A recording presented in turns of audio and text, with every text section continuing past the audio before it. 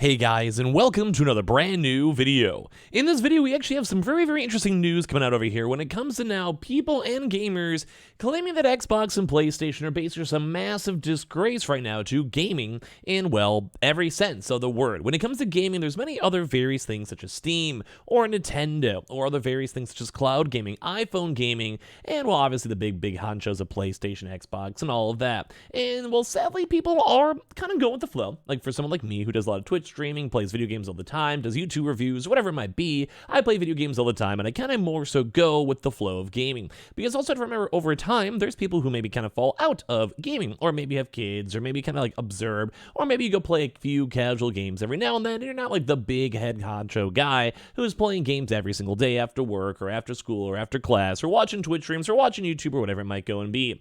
And funny enough, a lot of folks are now kind of a little bit more on the upset side when it comes to gaming, when it comes to Xbox, when it comes to PlayStation, and it's always kind of, I don't want to say fun, because, well, you don't want people to be randomly upset, but it's always very interesting to go and see these perspectives. So we're going to go talk about this, talk about the drama, talk about some of the big, well, overall general gaming consensus on why they think that PlayStation, Xbox kind of just all around downright suck. So make sure you guys are subscribing, the notifications on. We got that Twitter and Twitch stream down below in case you guys want to follow. So the Amazon links too as well, and I appreciate y'all so much for watching. Let's go and dive on in. So every now and then we get these kind of big, well, discussions of people kind of either insulting things like PlayStation, Xbox, rightfully so or not, and this is one of those, where Xbox and PlayStation are both a disgrace to gaming right now from this reader's feature over here, saying, a reader is frustrated by the attitude and actions of both Microsoft and Sony and accuses them of both no longer caring about their customers. Now, my really kind of initial quick thoughts.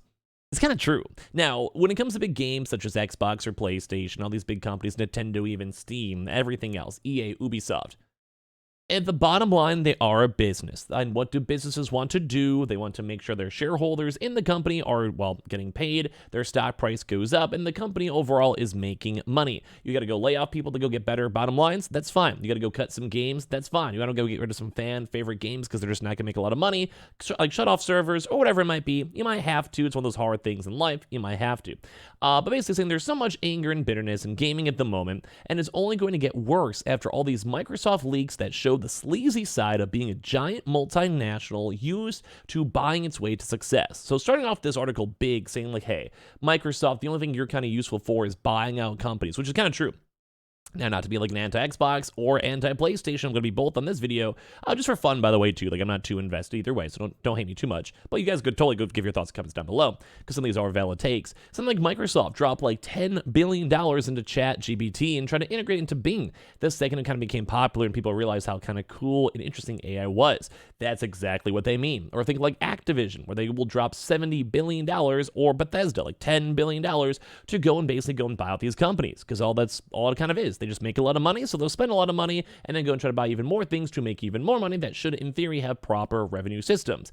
And, of course, the only difference they're saying with that with Sony is that they just haven't got as much money, but as well, they are still doing the same thing, such as think about the Bungie acquisitions, or them trying to go to all these brand new other companies like InZone, or other various like the Nigh controllers that are officially licensed by PlayStation. Like they're trying to go and spread their way on out. Inherently, this is not bad.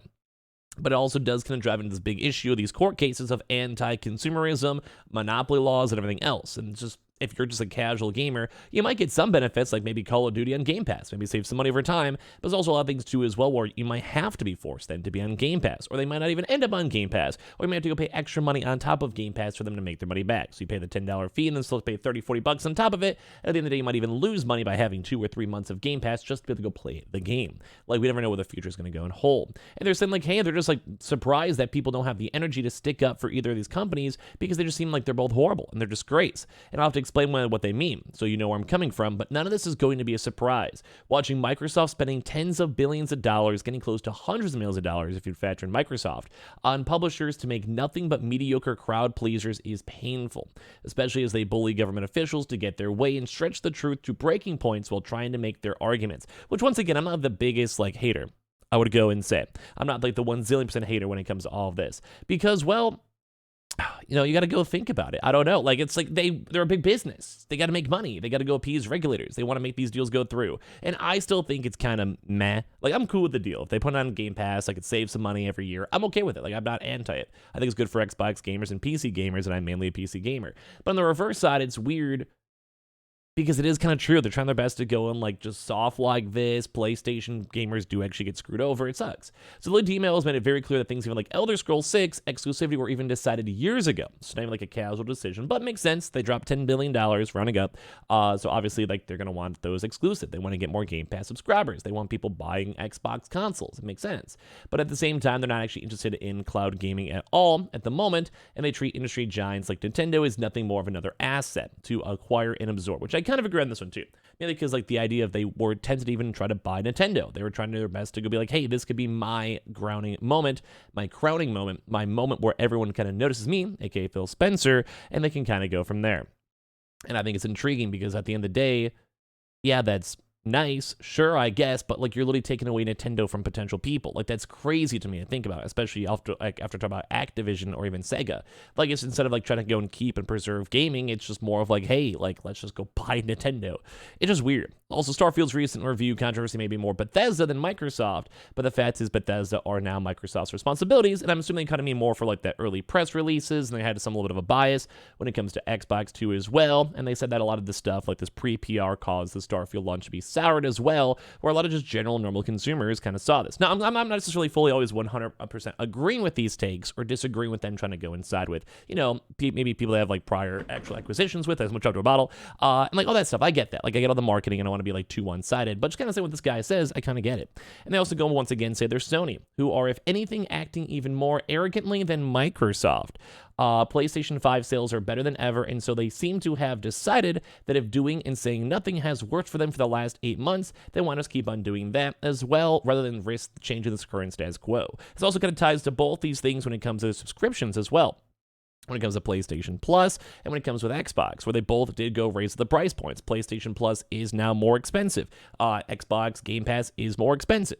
And while it is inflation and other things like Netflix, HBO, Spotify are also increasing their prices, it is a little bit more on the rougher end for them too as well, because, well, duh, like they want to, well, make money. But at the same time, consumers don't like it. Like that's the most anti-consumer thing of making consumers have to spend more money or also have to force them into your own product line. I understand it as a business, but it's rough. The end result is also one of Sony's most successful years as a console manufacturer. It's also been one of the more boring ones too for a PlayStation owner. I have both the Xbox Series X and PlayStation 5, but if I only had an Xbox, it wouldn't have changed what games I played this year one bit. Maybe they're going to say they're going to like Spider-Man. I'm going to buy Spider-Man. I'm excited for Spider-Man, but the half-hearted effort Sony's making and promoting hasn't gotten me excited for yet. I'm excited for it. I'll be honest with you guys, like not to be completely against that too as well. So then once again, once it's out, then what? They say no single player games as far as we know, besides maybe the Marvel game and a few other maybe AAA indies or as well. But they're saying like not a lot of these big games are not even coming. Besides maybe Wolverine, there's maybe a few like little, like I said, but like nothing like big head honcho stuff. Or same with Xbox. We don't really necessarily know what's coming out. Maybe Fable at some point too, but we don't really have anything to kind of look forward to when all these other games have been done. Now, there's been a lot of cool games like Cyberpunk DLCs, Baldur's Gate. Like I'm not going to say gaming's been dry, but at the same time, at least for these exclusives, it makes sense. So when they're all like when they're saying when is it all going to end, we all keep thinking the drought will end in only a month or so. But every time we're proven wrong, there's always be a very good chance. Now I do a lot of stuff on Twitch. You guys know, follow me up on Twitch, hang out there if you guys want. But there's always going to be different games and new games all the time, and sometimes there is droughts where you go play League of Legends, and sometimes there isn't. As I said, the mask has come off, and both companies no longer bother to pretend that they care about what we think. Never has it been more obvious that these companies just see us as open wallets to be dipped into whether they want or with as little justification or reward as possible, and certainly without any respect. And it's kind of true, like they're big companies, they want to make money, I get it, but it does kind of seem like we've had a really bad anti-consumer past 2 years, whether it comes from Activision being bought out, Bethesda being bought out, PlayStation losing all these games, PlayStation raising costs, PlayStation trying to go and sell more consoles, and even raising the console price points in other parts of the countries and worlds, part of the world. That's insane. Same with Xbox 2 as well. And obviously there's always Nintendo 2 who's trying to charge that they're really kind of mediocre. Nintendo Online doing re-releasing games too that are just mediocre, like Mario Strikers, absolutely horrible games that I do not think are worth the money. And well, a lot of folks are scared because things like the Switch 2 might be even more lackluster and rough. So they're basically kind of saying like right now PlayStation and Xbox are insulting everyone. They're letting fans down, and especially with all these big leaks, especially with how Phil Spencer kind of reacted, they kind of have a really bad, distasteful vibe, both from, well, Jim Ryan and as well as also on Phil Spencer. So I kind of agree. It's a company. I get it. They want to make money. I want a little bit more if I can. But at the same time, they are kind of letting people down a little bit. So I want to hear your thoughts and comments down below. Make sure you guys are subscribed with the notifications on. Leave a like, your thoughts and comments down below. And of course, the Twitter and Twitch stream if you guys want to follow or swing by. We'll love to have you guys there.